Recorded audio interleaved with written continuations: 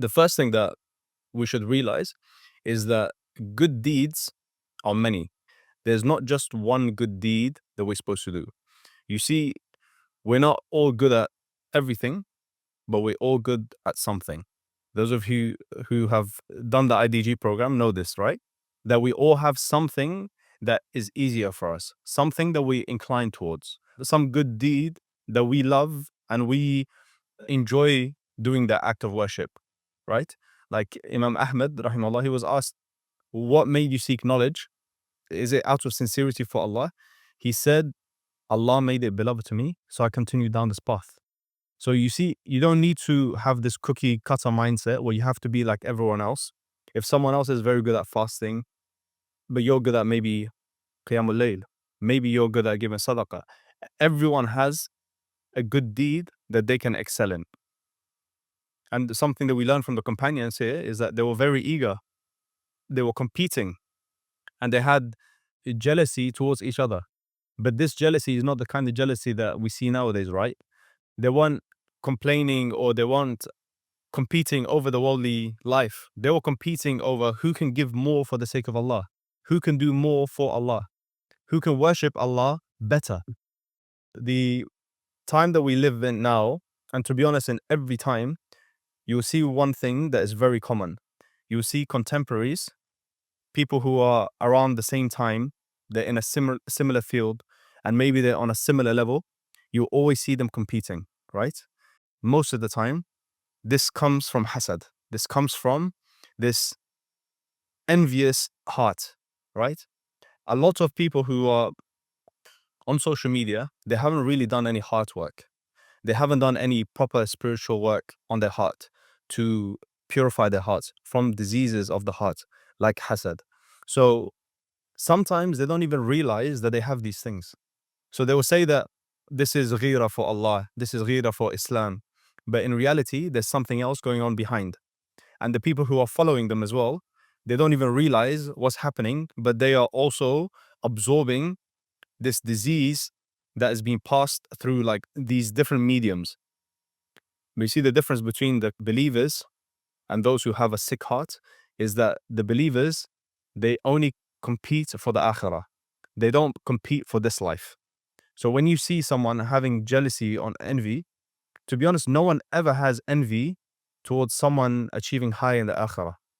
Whenever someone is envious of someone else, it's always something worldly. There's always something material, which shows that there's a big discrepancy in their love for the akhirah in comparison to the dunya. And the Prophet ﷺ did enforce competition, but enforce competition towards the akhirah. And the sad thing about having envy is that a person might compete over this world, but you will die and you leave all behind. The enjoyment of this world is fleeting. So even if you attain what you were envious about, you'll enjoy it for a few moments, then your heart will feel empty again. But for a person who seeks the akhirah, seeks the enjoyment of the next life and pleasing Allah, and then they attain something in a lawful way, Allah blesses them with something, then they're going to have some sweetness with it. Because it wasn't just merely out of envy or just the greed of their heart, right? They genuinely needed it or wanted it. There was some purity in their want. And as we mentioned before, many people, out of this hasad, out of this jealousy, they end up oppressing other people. They will testify against a person wrongfully. They will not give a person their haqq out of jealousy. They will talk badly about a person, again, out of this envy. And people don't realize that they have this disease. And this is the thing, you see, when it comes to the diseases of the heart, no one can diagnose it except yourself. People might be able to see some signs. This person's doing this, there's a disease being covered by a mask, right? But it's only guesswork. But only you know what's going on inside your heart. You see, one of the ways that a person can diagnose it is that when you have someone who's like a peer, someone who is in the same field, maybe you're both studying the same thing, maybe you're both working in the same field, maybe you're both seeking knowledge, or you're both in a similar field and you're both on a similar level. when that other individual gets something that you wanted, how does your heart feel? Is there like a burning sensation? Do you feel heated? Do you feel like your heart is sinking? How do you feel on the inside when someone else gets what you want? Maybe you want to marry someone, but someone else marries that individual. How do you feel? So this is how the companions were, subhanAllah. They didn't just see this world, right? They saw the akhirah, they saw the next life, and they were competing for the next life. When people would divorce in the time of the Sahaba, they would say that, look, my ex-wife, she has some amazing qualities, but she was not compatible with me. Why don't you marry her? They would literally ask each other these things. Do you think, like nowadays, subhanAllah, people have this akhirah, which I don't even know where this akhirah comes from. It's not even Islamic. And I actually came across a brother recently. He was actually asking me about his ex-wife, and he was saying that if you know any good brothers who has these qualities and these kind of criteria, my ex-wife, she's a solid person, but you know, we had to go our separate ways. And he's actually helping her get remarried. How many people actually would do that? The point to note is that whenever there's jealousy, know that it's for the dunya.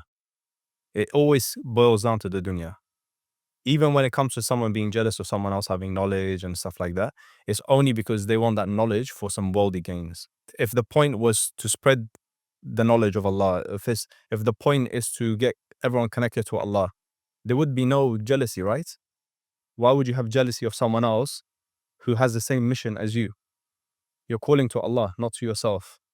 And when it comes to this world and the next life, so when Allah talks about the akhirah, He says hasten for it. He says run for it. He says compete for it.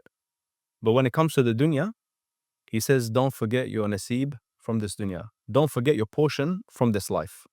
Showing that the default of the believer is striving for the akhirah, to the point that they might even neglect and forget about their dunya. So when it came to the companions, they would compete as much as they could for the akhirah. And Hassan al-Basri, rahimahullah, he says that if you see a man competing with you for this world, compete with him for the hereafter.